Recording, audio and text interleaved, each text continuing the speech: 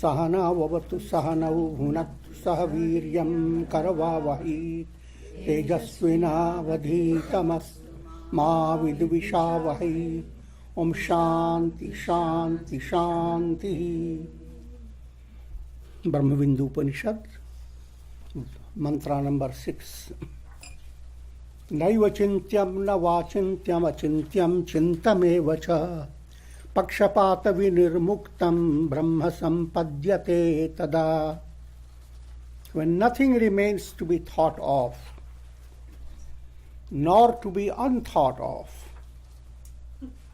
when the mind has no inclination to be partial to either of the two, then the aspirant has attained realization of Brahman.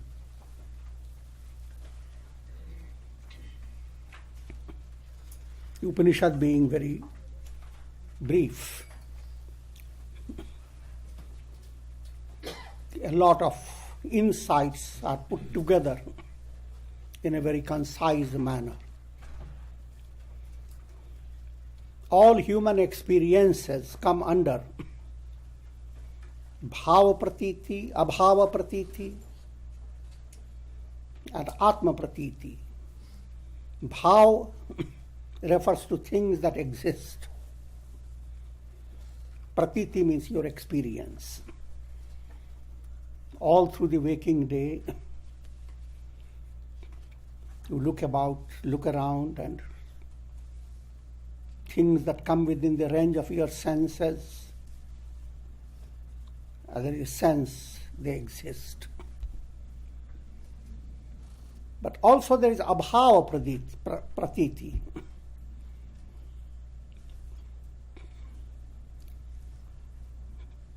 Presently, it is not raining. Not raining is your pratiti. There is no electrical fan here.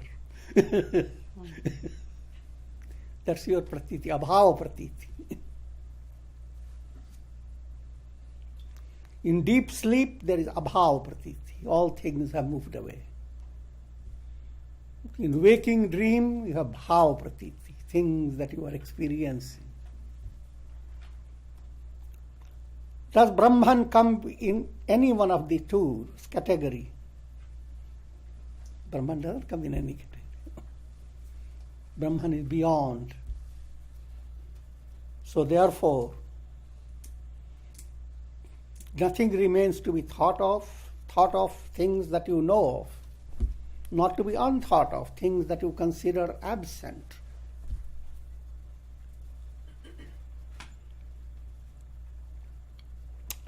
Think of a simple cinema show. As you are involved with the show, you see a whole city flourishing, a lot of activity going on. And then suddenly you see all this has been deserted. So at one moment you are experiencing the bhav, a lot of things existing. Another moment, abhav, nothing existing. But both are superimpositions. Both are illusions being projected on the screen. From a screen's point of view, it doesn't matter, bhav or abhav. The screen has been ever there. The screen is your pure consciousness. On that pure consciousness, your mind creates the drama. When you say things are existing, it is relating to your ego. It is not relating to the reality. In dreams, so many things exist. They are relating to your conditioned mind. Also in dream you see bhav and abhav, things that exist, things that don't exist. Things that were existing and they suddenly became non-existing. Your mind should not define the highest reality in the terms of these. You must understand the higher truth transcends all these concepts. So when people say nothing exists, Buddha said, nirvana, nothing exists. Void. Don't be confused. And the other type of philosophy, oh yes, things have to exist. Both points you are grasping in your mind are defective. But it is alamban for you, it is support. There is no harm in allowing that concept to stay. No harm in putting your feet on rungs, as long as you understand you are moving up and up. No harm in having a support when you are going to swim, but you are going to move away from the support. So when people present to you God with form, with all good qualities and wondrous ideas about Him, that's one aspect, saguna aspect. That's perfectly fine, as long as you understand this is an alamban for your mind. Now, another argument is given, how can God have form? So we will worship only formless. This trigunatita, beyond the three gunas and beyond. And that also is fine, because that is not again the reality, because it's your concept of abhav. If it is more appealing to you, that is your alamban. Even you will move away from that if you really are advancing, if you don't spend your time criticizing the other.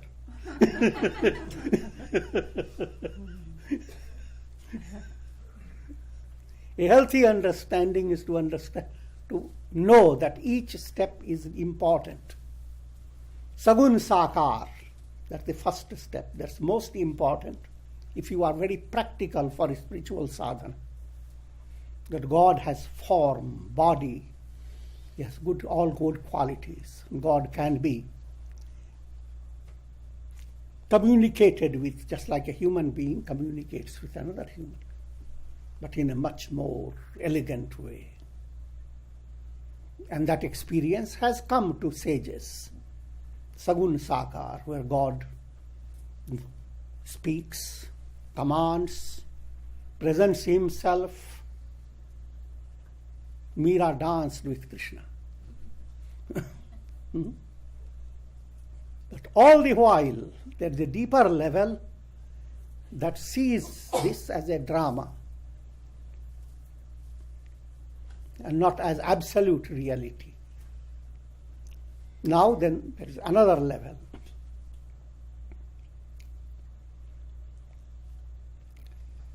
Nirgun Nirakar.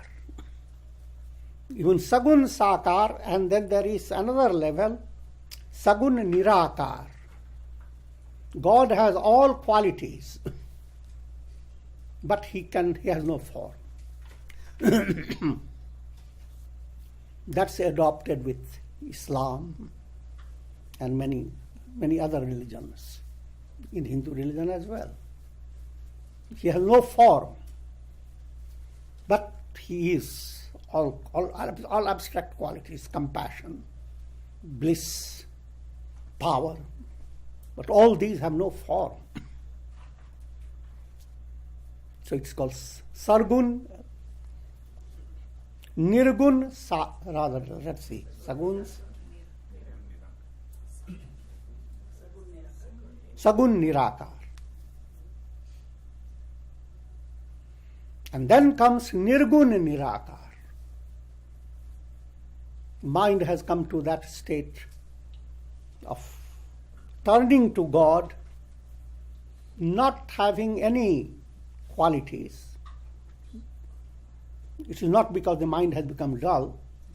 The mind has become so sharp that any quality of God that you think of cannot be the God. You describe God as bliss, and you may be very satisfied. What could be greater? But what you think of your bliss is nothing. He is 1,000,000 times the bliss you have thought of. So therefore all the qualities are transcended. All concepts of form are transcended. mind has risen to a very high level. And even that is a salamban. You are supporting your mind on that understanding until your ego dissolves. Each level has its importance, and an aspirant can join, blend different levels at different times.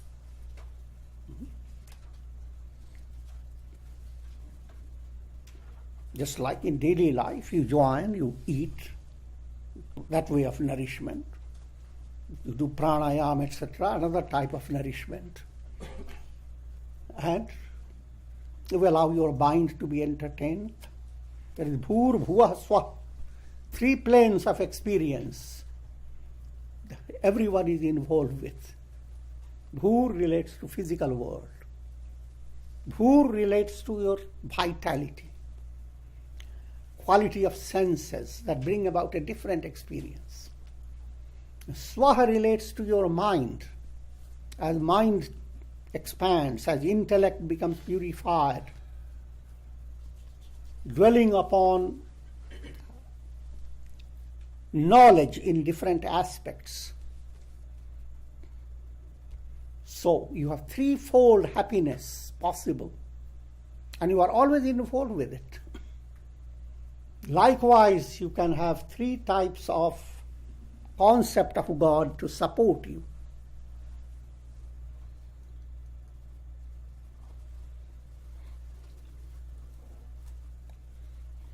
The most practical point, never create confusion in your mind.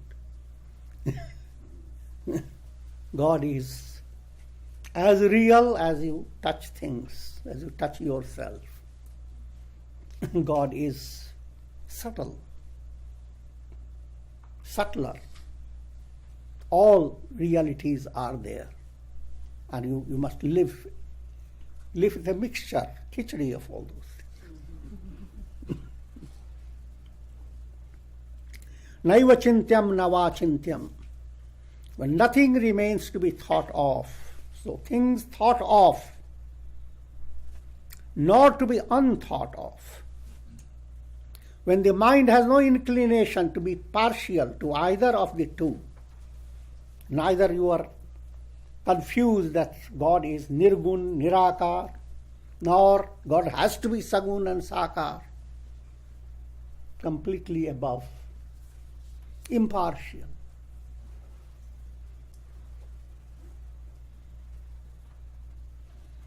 Then you have opened the window to liberation.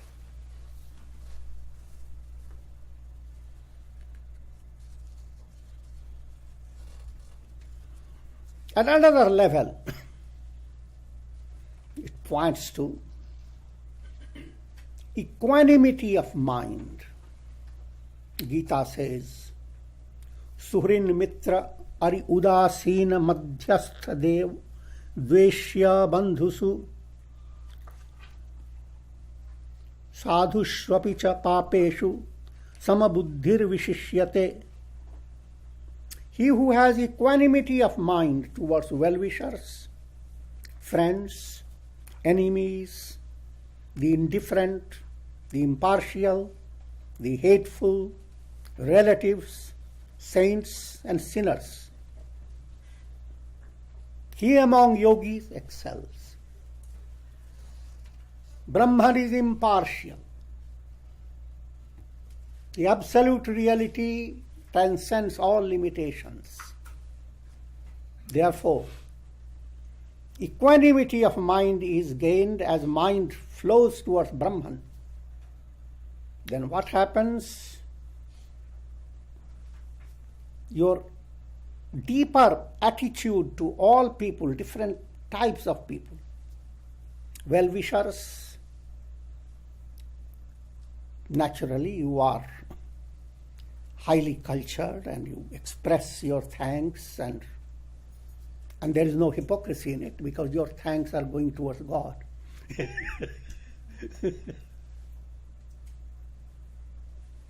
Friends, enemies, people who are neither friends nor enemies, indifferent. those who are impartial, appear to be impartial, hateful, those who are very dear and near relatives, saints and sinners. Your inner awareness, inner attitude towards them is just the same. To give you another illustration to understand, you are walking by in a park. There are different vessels containing water. But water condition is not the same in all. Some is muddy, some is less muddy. Some has frogs in it, some has lizards in it, and so forth. As you walk by, you are seeing each one shining. The shine that is coming from each one is of the sun.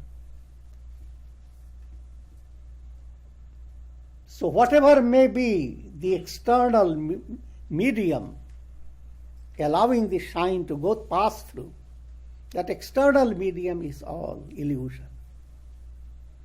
That understanding, your mind is captivated by what shines in everyone. And that which shines is absolute. There is no comparison. You can't say this one is shining better than the other one.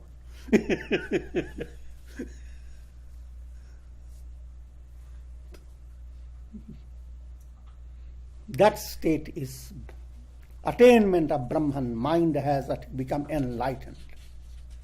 Brahmakara vritti has developed. Thought waves don't capture objects of the world, but they have become a continuous stream flowing towards Brahman. That again is something needs to be worked upon. Whenever you bring to your mind any object to meditate upon, to think upon, to analyze, mind creates a limited wave and captures it. Countless waves go to define the world. So therefore, when you are thinking of one object, so many objects are not thought of. But when your mind is moving to God, Brahman, all objects are implied in it. How can that be possible? Let me give you a simpler illustration. Look at the ocean. There are countless waves. From wave point of view, you have choice. You can bless one wave and curse the other one.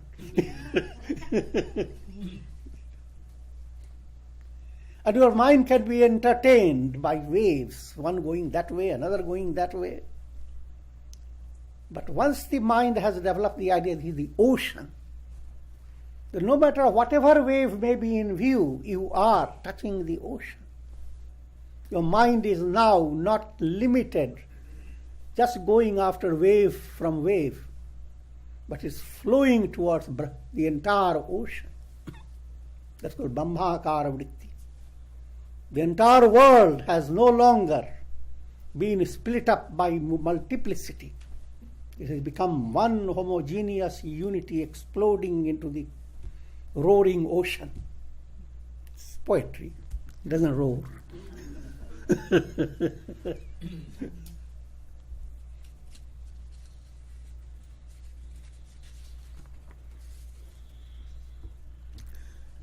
Swarena sandhayed yogam aswaram bhavayet param aswarena hi bhavena bhavo na bhavayishyate.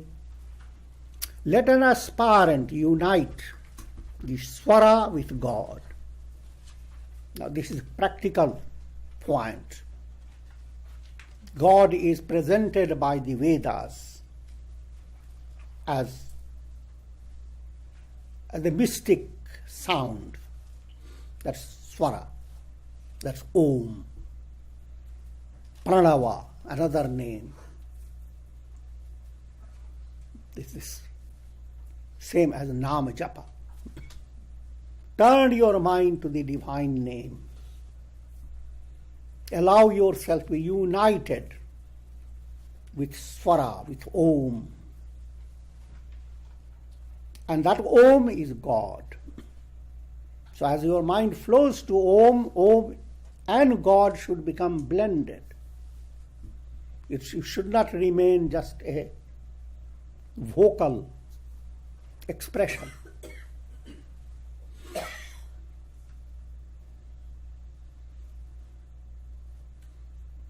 You must understand there is 3 ways japas is done. Vakhari, loud. Upanshu, whispering. Manasik, deep level in your mind.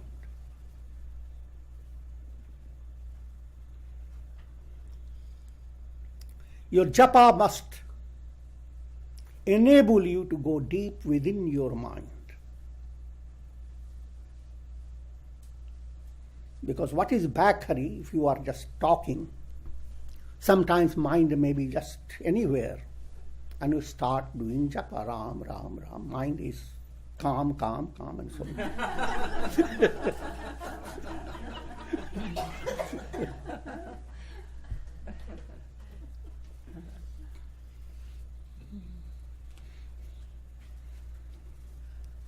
But you are joining the Bhakhari with Manasik, with Upanshu.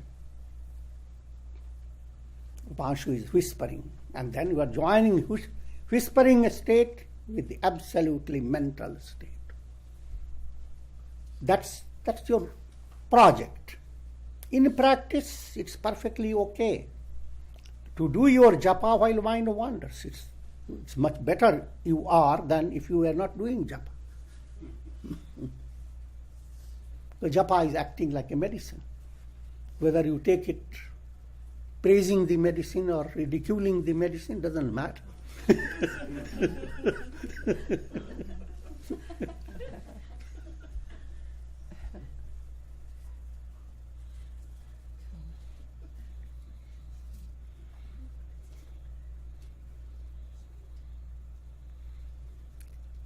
Now, deep insight has been given into how to practice pranavopasana.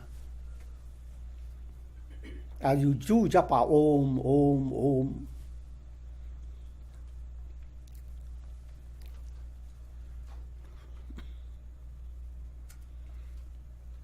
A aspect of Om relates to the physical world. To give you a very simple guideline, suppose you sit in meditation, allow your mind to be focused at the navel center, and imagine there is a beautiful lotus with rosy petals, and sound Om is emanating. Along with it, try to exercise your understanding that I am. Put that question, I am the body. Then think again. What is body? Body is a part of the universe. Body is just a little wave in the ocean of matter. So if I am a wave, then I'm the ocean as well. Isn't it better to say the ocean than the wave? So at a aspect of upasana, you are identifying with the material world, all the material world, all the matter. I am. Nothing exaggerated, it's just simple philosophy, simple science. If you say body is me, what is body? It's constantly coming and going. The world pours into you and you allow yourself to diffuse in the world. Not for a single moment you are a confined individual. Accept it.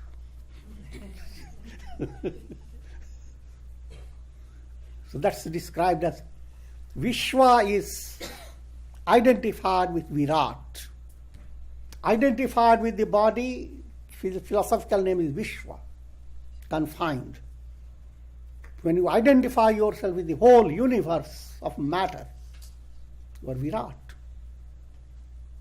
And that aspect should not be forgotten. It's a reality. Your body is a part of matter. Things that happen anywhere in the universe Whatever happens in the sun, so many explosions go on happening, Mars, Moon, and many other countless systems, they are all interconnected. And you are impacting upon them, they are impacting upon you, whether you like it or not. But when you understand it, an immense heart develops within you. So that's first step of Om. Next step, bring your focus at the heart center. Beautiful lotus, more rosy. And the Om emanates. Now your mind is focused on you aspect. Because when the first aspect becomes mature, you realize physicality doesn't exist. You go on looking at a cloth, when you're tired of looking at it, you thread it. You thread it or tear it up. And you realize this is not a cloth, it is just thread. In you aspect, the entire physical world is not physical at all. There are elements of the mind called tanamatras, subtle elements radiating from the mind. Matter can't exist. Your dreams don't exist separate from your mind.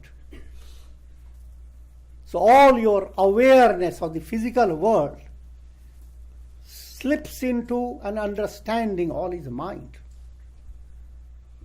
To the extent you are mentally aware, you are concerned with your body. If you are not mentally aware, nothing can be proven by you. Not even a single rock or a pebble. It's the mind that makes you say objects exist. It is the mind that makes you say the difference between inert and conscious beings, jada and chetan. Mind is. So you have come to this step. And now in this stage again you have a problem. You have individual mind and you have cosmic mind. So as you are Om starts, you try to understand. Firstly, I am mind. Again, you have to understand difference between mind and your nervous system. Your nervous system is only a wiring. Mind is like electricity flowing through it. But all these bulbs, they owe to FPL. But FPL owes to the universal energy. The energy flowing through you has an individualized plan led by karma. But a deeper level, it is cosmic mind. Cosmic mind that is regulating your individual mind. Just like ocean that regulates waves, the same simile. Cosmic mind is the whole ocean. Individual mind is the wave. I am the wave. That's first understanding. I am mind. I am the cosmic mind. I am the whole ocean.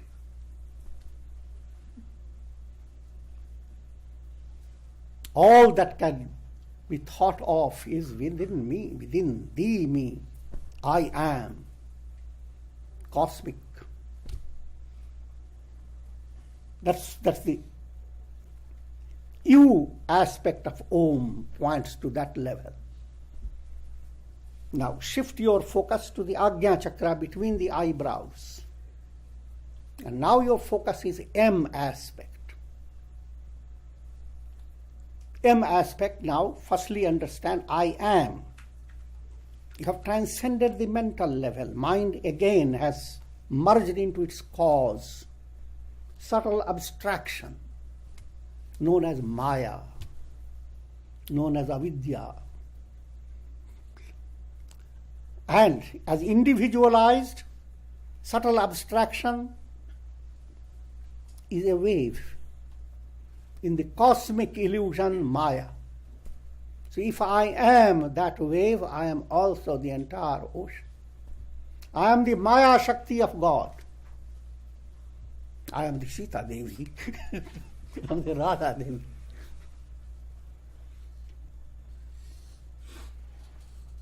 And as you become involved, the three are transcended in Sahasrara, crown of the head. That's the Bindu aspect, A-U-M, and a transcendental level, or Turiya. All this is involved. And all this you don't bring in immediately, but you go on working on it, your japa and meditation day by day. That's the project of uniting the Swara with Brahman, with God.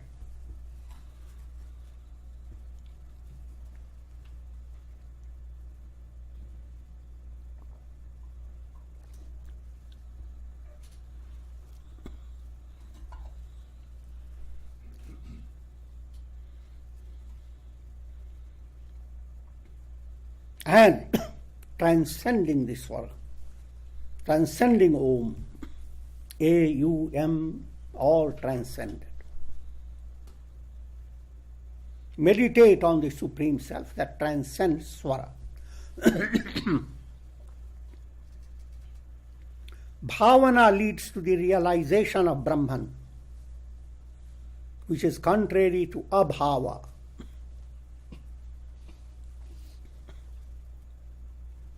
Bhavana relates to devotion to God. Abhava means non-existence. The Upanishad points to the fact that you should not delve into the concept of abhava. God alone is, the world doesn't exist, I am the non-dual self. What are you doing to yourself?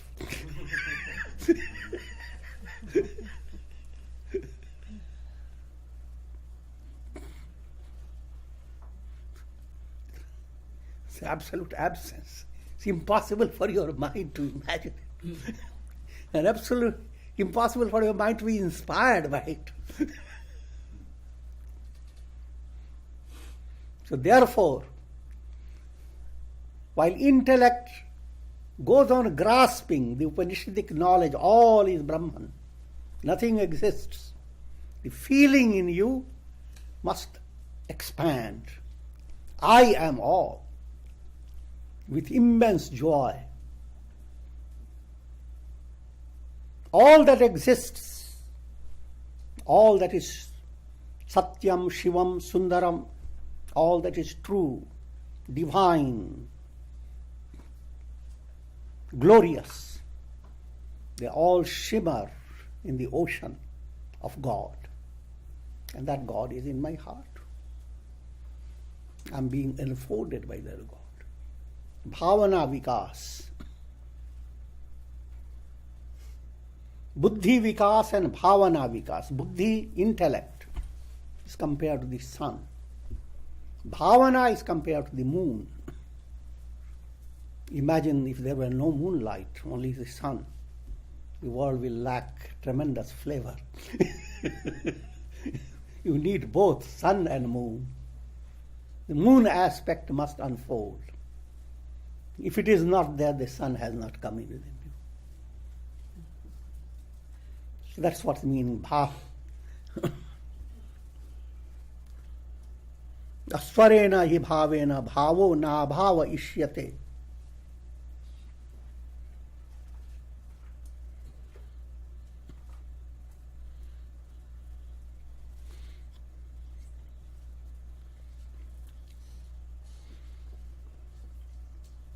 Again, to bring bhavana term into another context. When we study Jnana Yoga, their bhavana term is used. And it relates to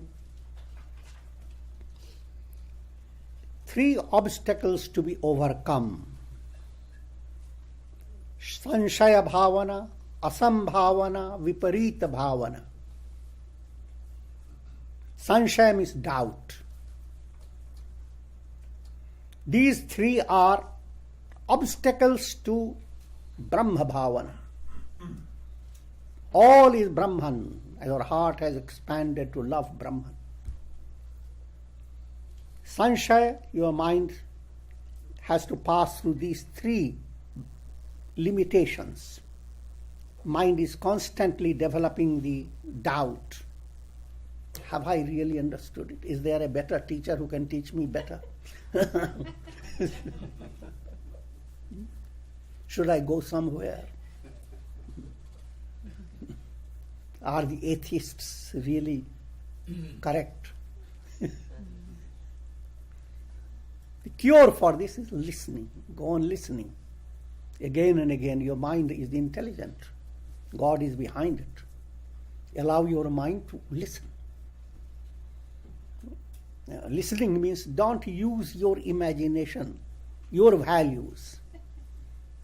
Don't judge, pass judgment on the words that you listen to until you have chewed it.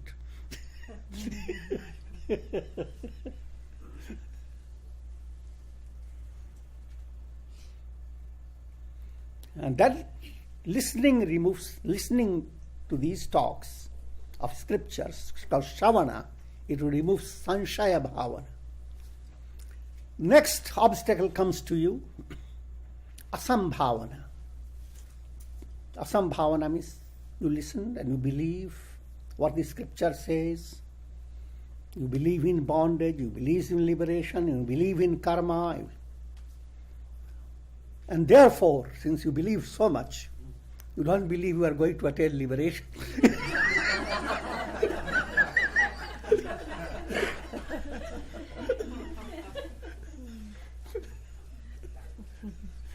Because there are so many hurdles to overcome. It's not possible in this lifetime. That's called asambhavana, sense of impossibility. That's overcome by manana. Start meditating. Start meditating. Start moving away. Think of a jar with water. It's water and there's a light there inside, reflected sun. But there is water, there are worms, there are many other things. Move away from the worms. Move away from all details. Let the water become clear, calm. The moment it happens, within a second you see the entire sun has entered there. It shakes up the whole jar. The sense of impossibility runs away fast. The question of impossibility doesn't arise. Without God's presence, you can't exist. That God is your reality. So asambhavana moves away. You don't deal with, will I attain liberation, will I not, etc. Your faith becomes perfect. And the third, viparita bhavana, the constant addiction to view the body as me and describe God as within me is God. You see? Everyone says God is within you. It should be other way around. You are within God.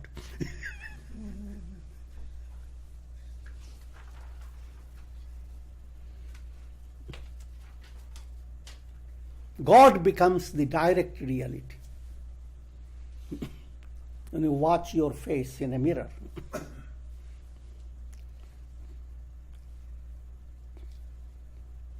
what you are seeing is your face. And you say it is within this mirror. What I'm trying to say, what you are seeing is actually just the mirror. Everything else that you see in it doesn't exist.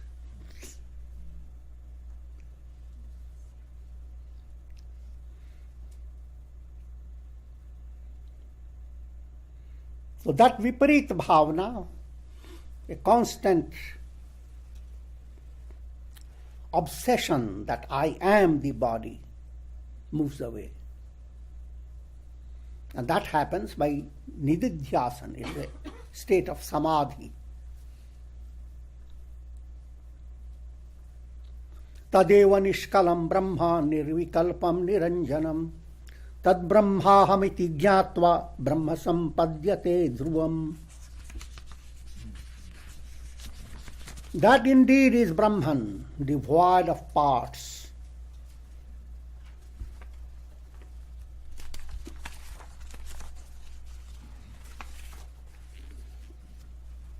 Indivisible, beyond the reach of thoughts, free of taints. Having known I am that Brahman, one becomes Brahman. Here Brahman is being explained in full splendor. To discover I am Brahman. And what is Brahman? Devoid of parts. Indivisible. Firstly, devoid of parts.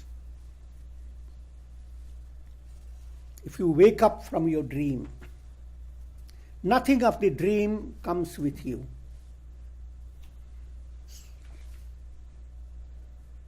No portion of the dream. If you think of parts relating to the dream world and variations, the entire dream world moves away. All concepts of division move away from your mind. So all concepts of division arise when a mind is conditioned. In deep sleep, you don't have that concept. You have a certain similitude of liberated state. Only difference is in deep sleep you have ignorance that covers you. But everything else relates to liberation. There's no time, no space. You are not aware of anything that in the terms of proportion, in the terms of place. I should have been here, I should have been there. Past, present, future, all obliterated. That indeed is Brahman, devoid of parts. Indivisible. How can you split up sky and mark down that's the eastern sky and that's the barrier, and set some managers to watch the lift?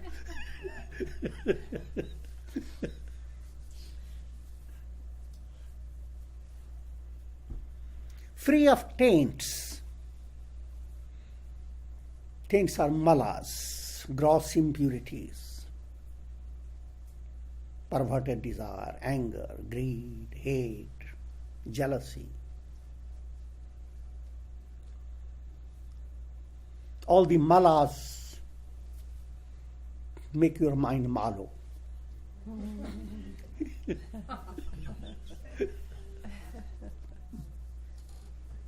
Impure. As you move towards that understanding, I am all, I am God, and love of God unfolds, mala moves away. It's something of no significance. The sky clears up the moment cloud moves away. Similarly, malas move away as you move on. So you are nirbala. कबीरा मन निर्मल भयो जैसे गंगा नीर पाछे लागे हरि फिराए कहत Kabir Kabir. Kabira had a problem. Where is God? Wherever he went, God ran away from him. God saw him coming.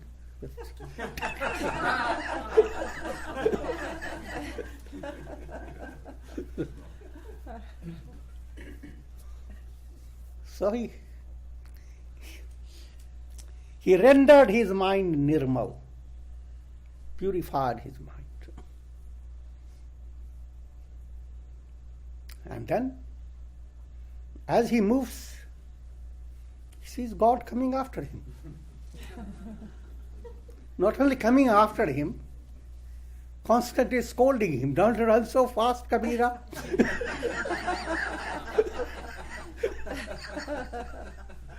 I'm after you. Paache lage hari phire. Behind you is God. God, Kabir, Kabir.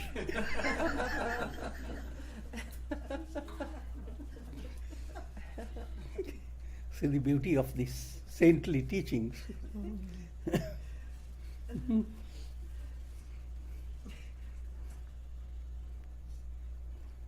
He, to find him, enormous effort, countless lives, and no matter where you go, he runs away from you. But the moment mind becomes free of impurities, led by your sadhana, integral yoga, bhakti, japa, a constant effort to purify the mind. Japa purifies it faster. And karma yoga.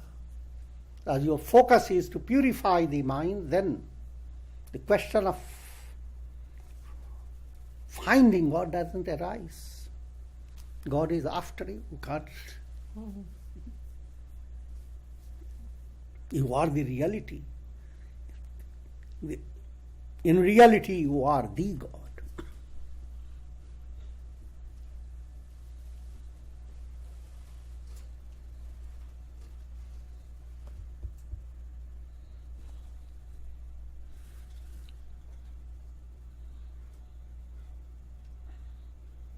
Nirvikalpam anantam cha hetu vrittanta varjitam Aprameyam anadyam cha gyatva cha paramam shivam.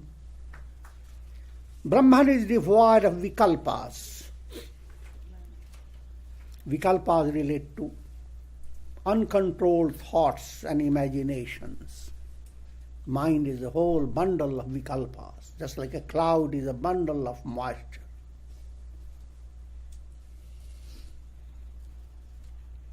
But as long as cloud is there, it will go on refracting the sun or obscuring the sun. As long as vikalpas are there, you are God within you will go on playing different roles. If negative vikalpas, God has run away from you. Figurative language. He can't run away. That's one thing.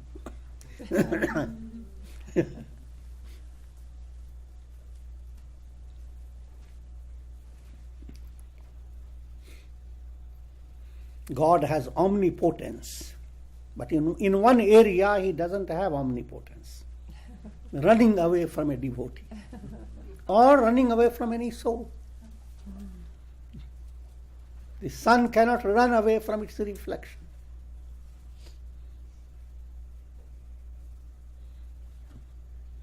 So Brahman is devoid of vikalpas, thoughts, imaginations. These vikalpas can come under three categories: sattva, rajas, tamas. Tamasic vikalpas keep you in a lowest level, keeps your mind mood dull.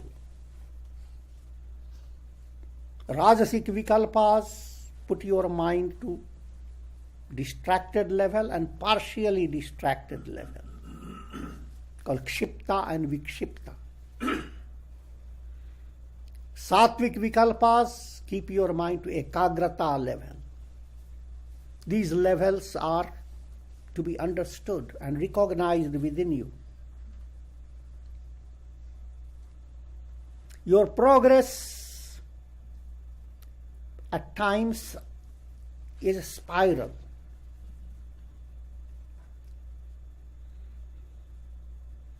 You seem to ascend from lesser to higher, but you spiral down and again you repeat the whole process.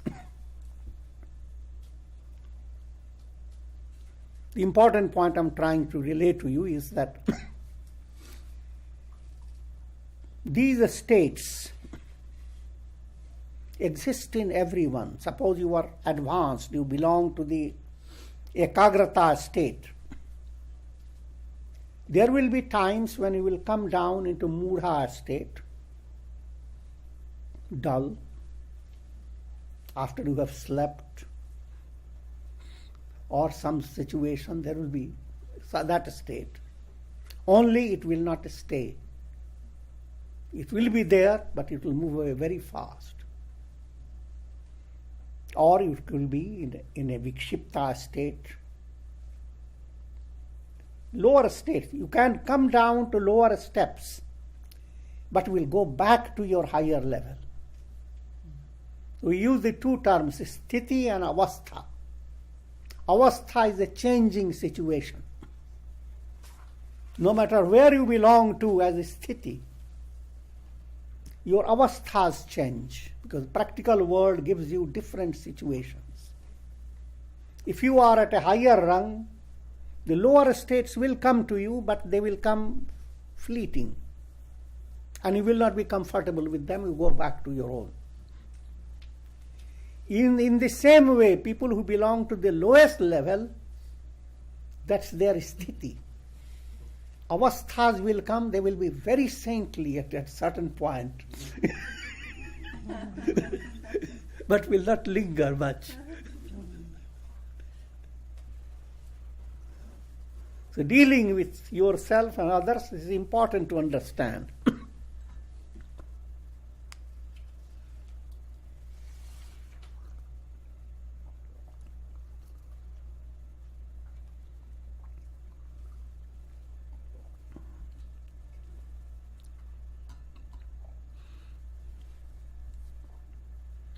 Nirvikalpam anantam. Once vikalpas have moved away, the endless glory of the self manifests. Free of causation, incomparable, as I have explained, timeless. All the www gone. Where, why, and how, and what. Incomparable. This attainment is not, every attainment your mind has certain sense of comparison. You are comparing yourself how you were in the past, now how you have become from rags to riches.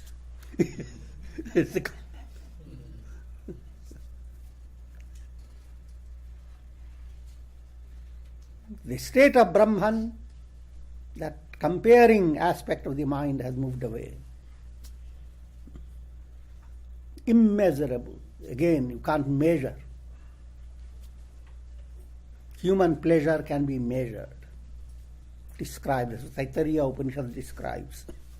If someone was very happy in the world, young, rules the whole earth. Consider his happiness unit measure. 100 times that is possible for Gandharvas. 100 times of that possible for Devas. And goes on saying that goes on, but one who has attained enlightenment is, for him, all grades of happiness are possible.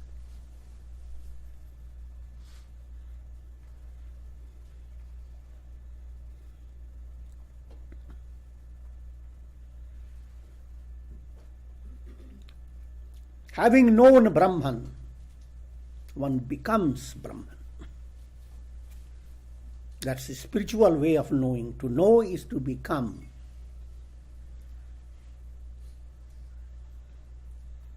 The worldly way of knowing doesn't become you.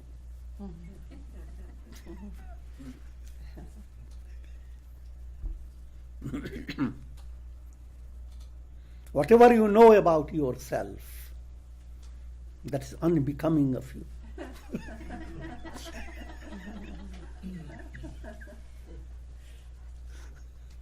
Because it is perishable, it is material, it is transient, it is illusory, it's aging. That doesn't become you. As long as your world is experienced through the mind, depending upon the mind, you are in the world of becoming. So far what you have become, it doesn't satisfy you. Millions of experiments have gone on through trillions of lives. But you are not satisfied. You want to become. Day by day, you are trying to secure happiness, be more established, more joyous. And that goes on. But all this goes on because you don't know how to get away from the mind, how to enlighten the mind, how to become free of the mind. That's your goal. If you don't attain that, then you are caught in the illusion of becoming, constant becomings. And then that is why I say becomings don't become you.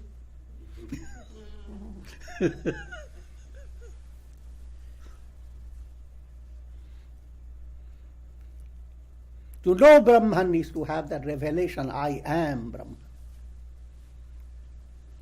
So they say, knowing is becoming.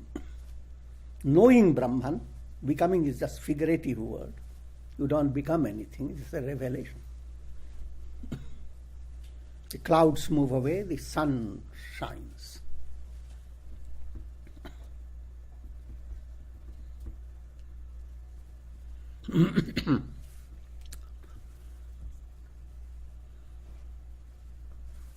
न निरोधो न चोत्पत्तिर न बंध्यो न च शासनम न मुमुक्षा न मुक्तिश्चेत इत्येषा परमार्थता. There is neither dissolution nor creation. Once you begin to understand the illusion of the triad, seer, seen and sight,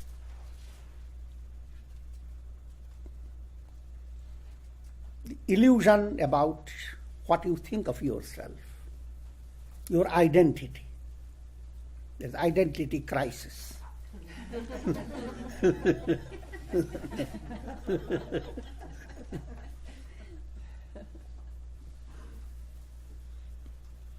So you are not aware of what you are. That's the whole problem. The next problem, are you really aware of the world, the way you see it? Try to understand. Even develop little devotion to science.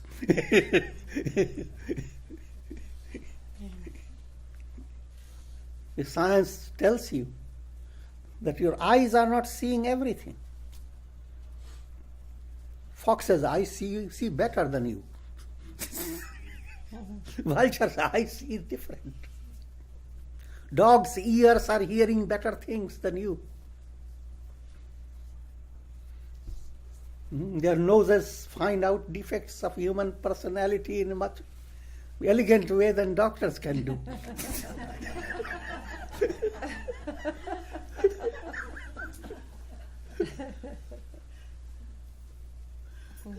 You are confined to a world that is received by your limited senses.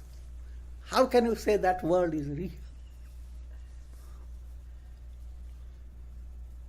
You look at the sky is not real. You are finding yourself very relaxed on the earth. The earth is constantly moving. Your entire nervous system is always in operation.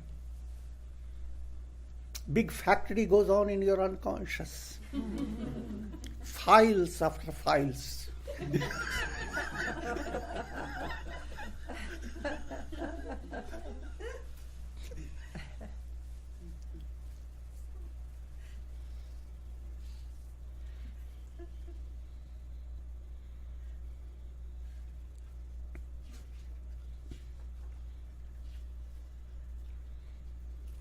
So in this, what I'm trying to say, this is the unreal world.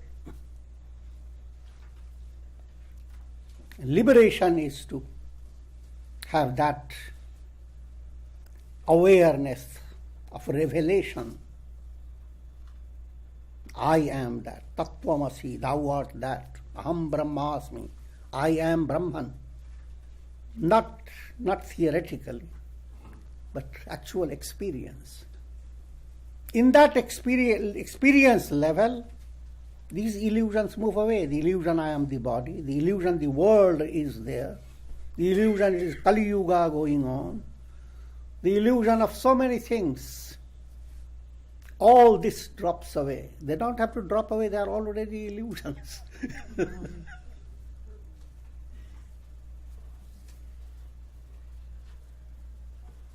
Neither bondage nor release. How can the self be bound? Look at the sun reflected in a jar, and you develop compassion for the reflected sun. That's your error. Sun is never in bondage. You see a rainbow and think the sun has been broken into 7 pieces, 7 colors. Sun never broke.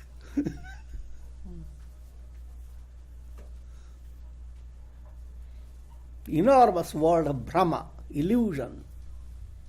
In that you create a positive Brahma, a movement of knowledge.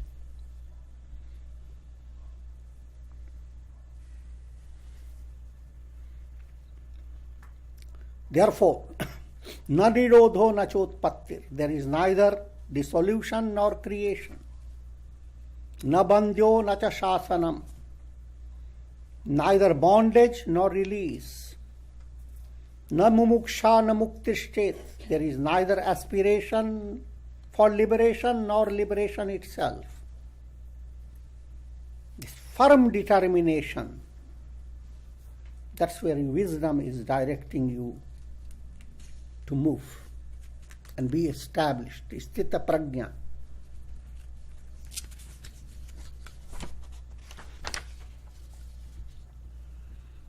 Eleventh, ek atma mantavyo jagrat swapna sushuptishu sthanatrayadhyati tasya punarjanma na vidyate. Know that there is only one self that underlies waking, dream, and deep sleep states. He who goes beyond these 3 states is not born again.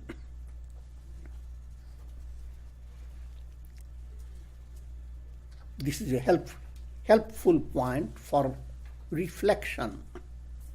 You ask yourself, who am I? And present before yourself 3 states: waking. In waking state, you see your body movements. Your enormous reality of the world is involved in your waking state. But the moment you have gone to sleep and you have entered into dream, the entire world has moved away. What has happened?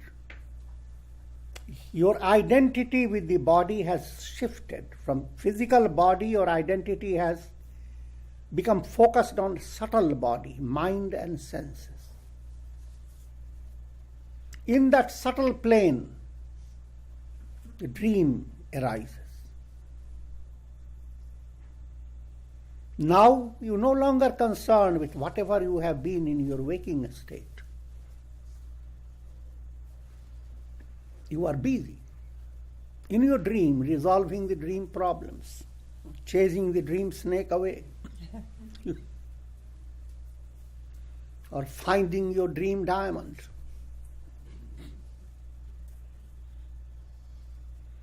And then you go to deep sleep. Your dream identity has moved away. What happened to it?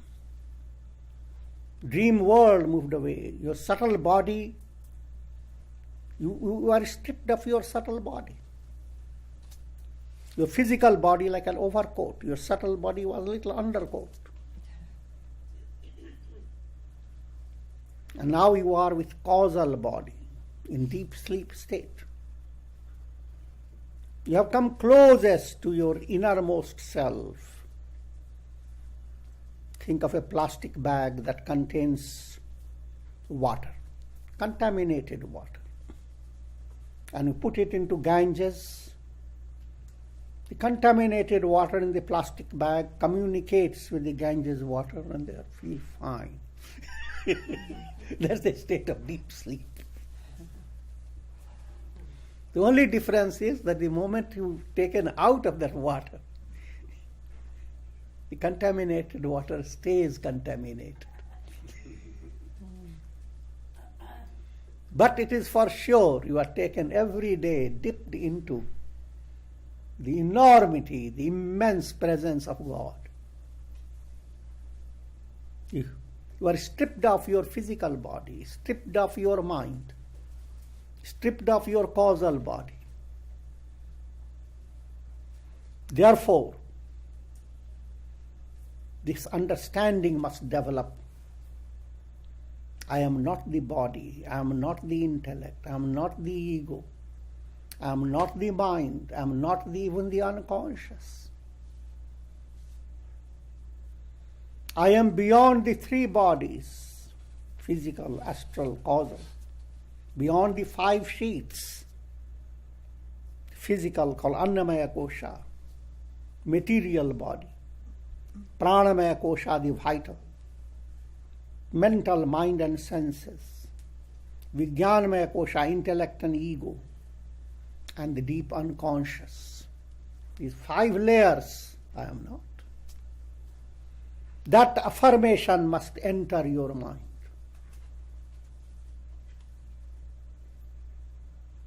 If that has become deeply immersed in your mind, that affirmation, then punarjanmana vidyate. You will not come back into another birth.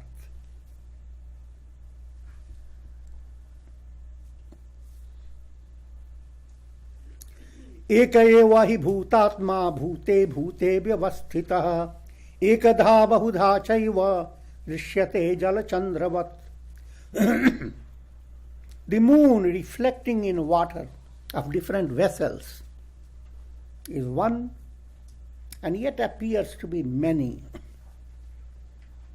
Similarly, the indwelling self in all beings is one, though abiding in every being. God abides in every individual, just like the moon shining in every jar of water.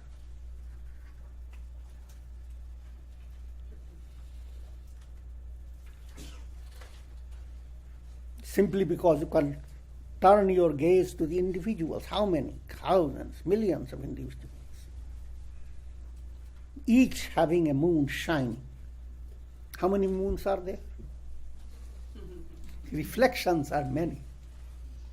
Reality is just the same. It's the same one self shining through all. Moving from multiplicity to duality and from duality to non-duality. Multiplicity, the idea that the world have so many things, human beings, animals, birds, rocks, so many things. And there are stars and planets and galaxies. All multiplicity. Can reduce all the multiplicity to duality. I am and other than me.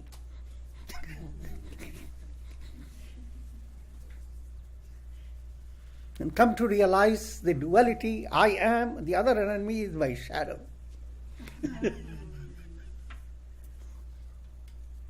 And non-duality, absolute I am.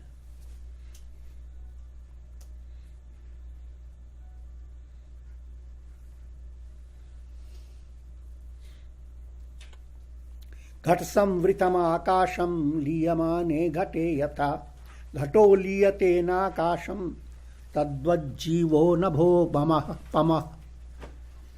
When a pot full of akasha is space, ether, is broken, there is no destruction for the akasha.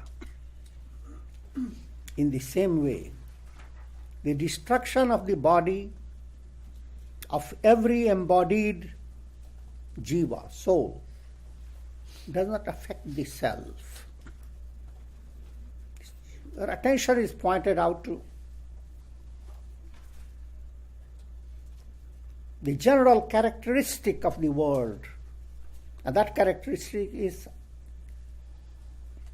constant change.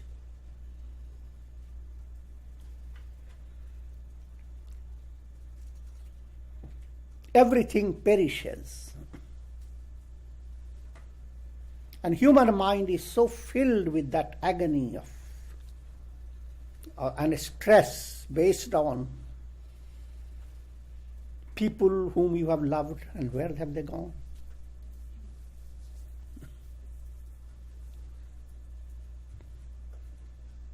When you deal with losing people whom you have loved, mother, father, brother, whomsoever, that impact of breaking the things you love is very profound. As you allow your mind to turn to God, one thing must ring in your mind, that the soul cannot be broken. Nainam chindanti shastrani, nainam dahati pavaka, nachainam kledayantyapu, and so forth. The soul cannot be burnt, can't be destroyed by any force. All the atom bombs and all those things can't destroy the soul. So first step of consolation in your mind to know the soul is not going to be destroyed. But don't stay in that level. Try to understand the soul is Satchidananda. So don't stay with the agony, the pain, I have lost a dear one. Don't allow that memory to keep your mind filled with sadness. You must realize you have done the same thing to others. In your previous life, you suddenly kicked the bucket.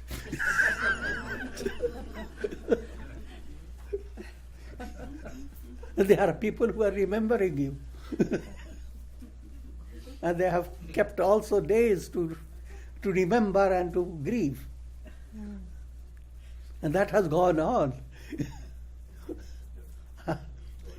And imagine what a wastage of mental energy.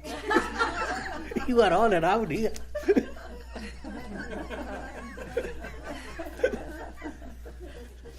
Safe and sound.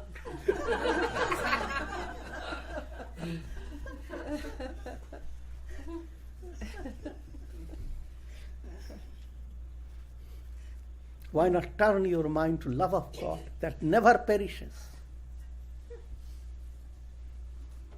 The perishability of the things should not delude your mind. This is a tremendous delusion, extremely childish. Nevertheless, it is extremely real. So, if there is it's normal, but you are supernormal. So you have to assert your supernormal state and continuously exercise that. Always learn to dismiss grieving thoughts. Do something to change your mind.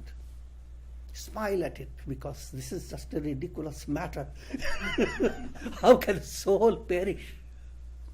If soul has moved away from one body to another under divine plan, why should you be grieving? Why should you lose your mind?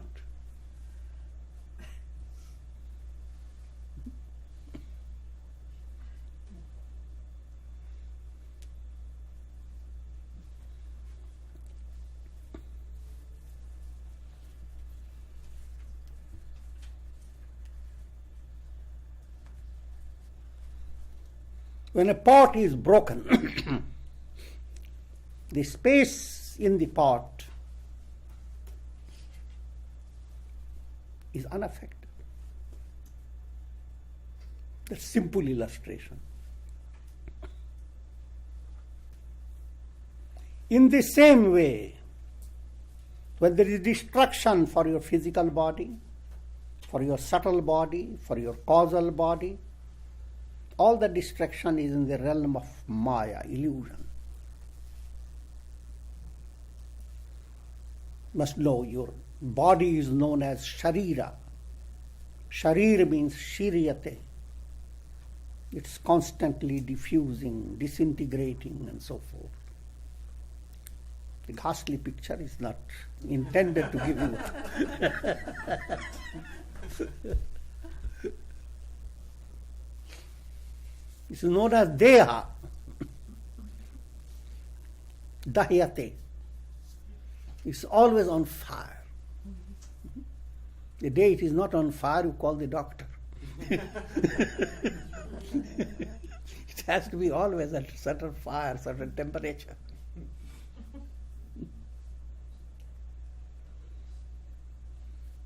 And your physical body is on fire. Your astral body is on fire. It also goes on working towards, ultimately its goal is to be destroyed. When you attain liberation, all the three bodies, they are burnt up, as it were.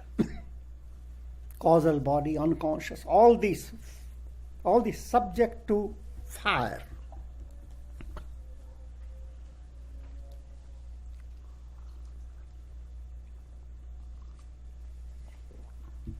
Therefore is known as Deha. Therefore say Dehalo. This is Spanish. Transcend it.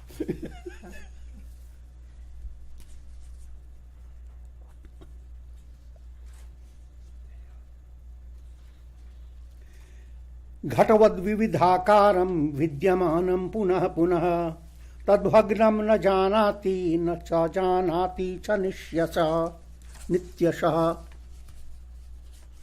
Jivas have different types of bodies, which like pots are destroyed again and again.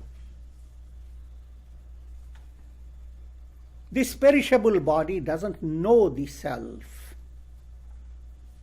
that is eternally full,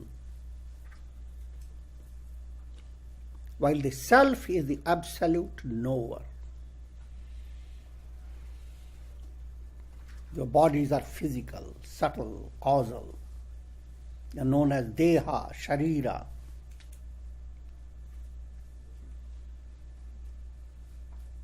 And when you raise the question, who is the knower?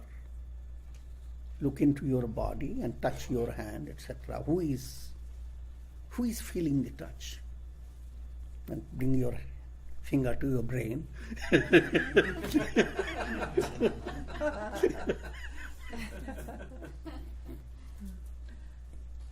Then use your reasoning to understand what makes the brain work. Who is behind it? The ultimate source of that who is the absolute self. Jyotisham Jyoti is the light of lights. The argument is presented in the scripture.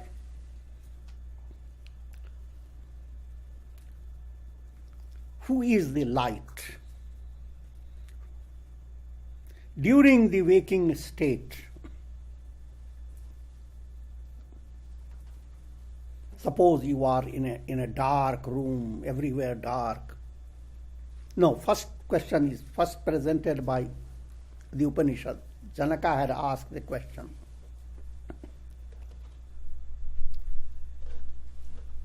What is the light that helps you to work around? And Janaka says, the light of the sun. Then Yagyavalkya asks, but suppose the sun is not there. It's dark night. What's the light? Light is a speech. Someone calls out, here am I. But suppose that also is not possible.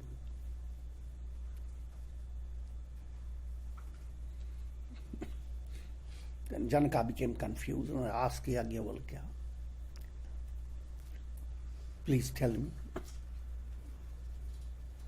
And Yajnavalkya says, when you enter into dream, what is the light? You don't carry the physical light. You can't carry even the physical senses.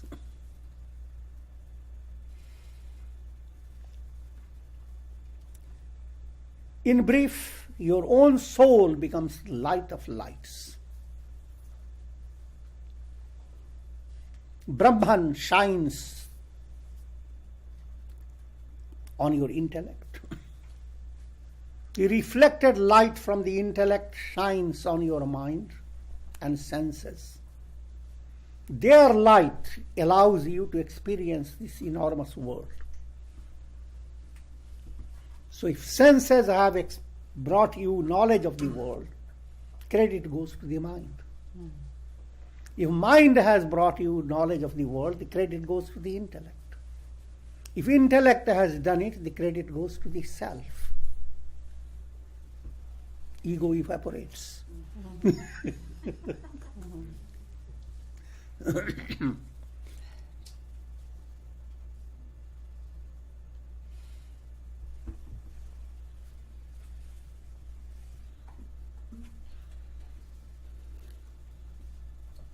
Shabdamayāvrito yavat tavat tishtati pushkare bhinne tamasi chaikatvam ekamevanupashyati. As long as the jiva is veiled by Maya, Maya that exists merely in name, Maya means magic. If you are deluded, then it's real. You are undeluded, it's not real. Think of a magician who has the power to hypnotize others. Those who are hypnotized, for him, there is a magical power. Those who are not hypnotized, for them, there is nothing but the magician without his magic.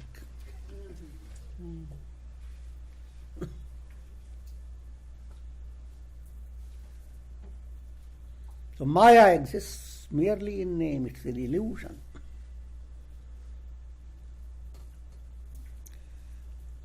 But veiled by Maya, Jiva exists in the lotus of the heart, as if in bondage. Jiva experiences the constricted state of the heart. Heart is a symbol of love. As love expands, the Jiva discovers its essential nature. But that lotus has become so shrunk, and the Jiva finds itself being suffocated by it. It's all allegorical. Think of the reflected sun in a jar. Think how miserable the sun has become.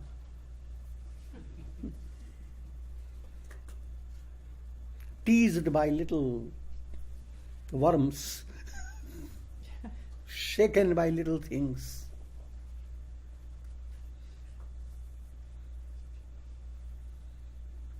That reflected sun is the lotus, with enormous potentiality. If it were to blossom, it would mean it is moving towards discovering I am the sun and experiencing the enormous expansion of the world. So think of the predicament of reflected sun with little water, and all that is possible for it so limited. Think of it discovering its enormous nature, blossoming. Now the whole world becomes little. It floods the world and complains. Is that all?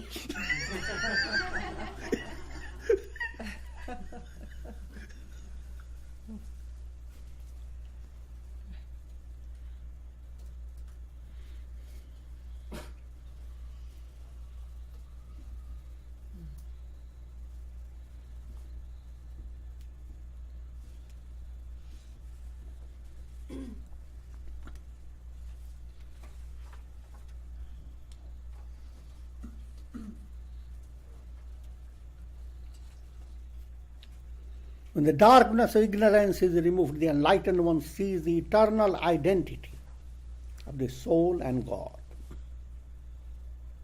And with this we conclude for now. Om Shanti, Shanti, Shanti.